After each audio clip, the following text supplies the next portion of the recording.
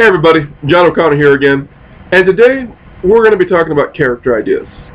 For this segment, I don't have a script or really a formula that I'm going to follow.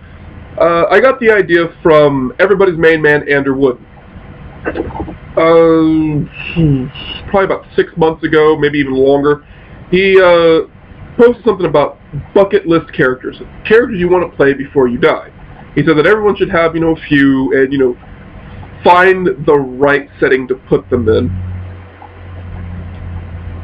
I'm not sure if this counts as a bucket list character. It's an idea that I've had for a while that I've really wanted to play.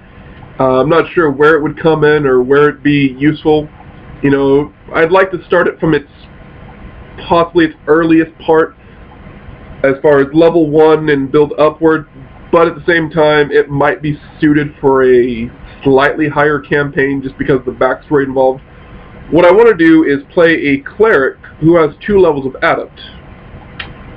The basic idea behind this is that the cleric would be from a poor backwater town, village, somewhere that they just couldn't afford to have clerics or regular healers. So he trained to become an adept, which is a bastardized casting class. It's an NPC class for a reason. It's considerably underpowered, and there's really no use for it as a player. But the reason I like it is because at 2nd level, you obtain familiar. You're a divine caster who can get a familiar. Well, as the story would progress, my adept would finally be accepted into some school of cleric and be allowed to continue their trainings as just a regular cleric, but they'd have those 2 levels of adept with them. And I think it'd just be really neat to have somebody in full plate, their holy symbol on their shield, their bastard sword, long sword, pull arm, they're smiting evil in the name of their goddess or god. And on their shoulder is a ferret, their trusted familiar. Because learned men, educated mages, experts, when you walk into town, they're going to look at you and go, how? What are you doing? And they start asking questions too, like, oh, so you use some kind of arcane. And the cleric, no, I've always followed my god.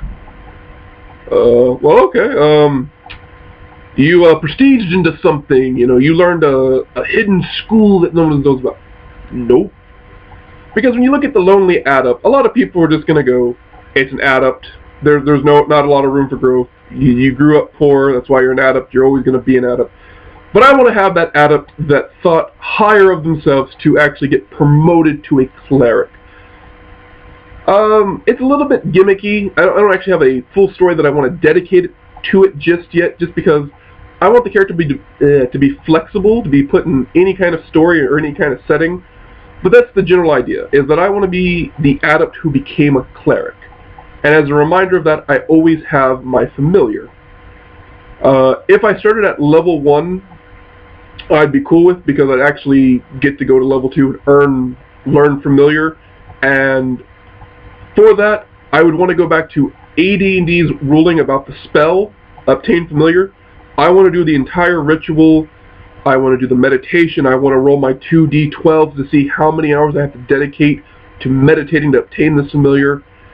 How long do I have to go without eating or drinking anything and just smelling the incense burning? I really love the flavor behind this. And power gamers and optimal builders are like, well, why do you want 2 levels of adept? Just, take some arcane classes and you'll do the same thing.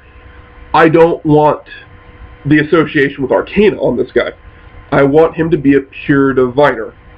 I want him to come from backwater nothing and have pulled himself up to being a cleric. So he always has that little bit of humanity to understand poor people do things differently than middle class and upper class, because that's the way it has to be. Too often you see adventurers, people writing their stories that they came from wealth, or they came from a decent upbringing, or if they came from a lower upbringing, they have a little bit of understanding.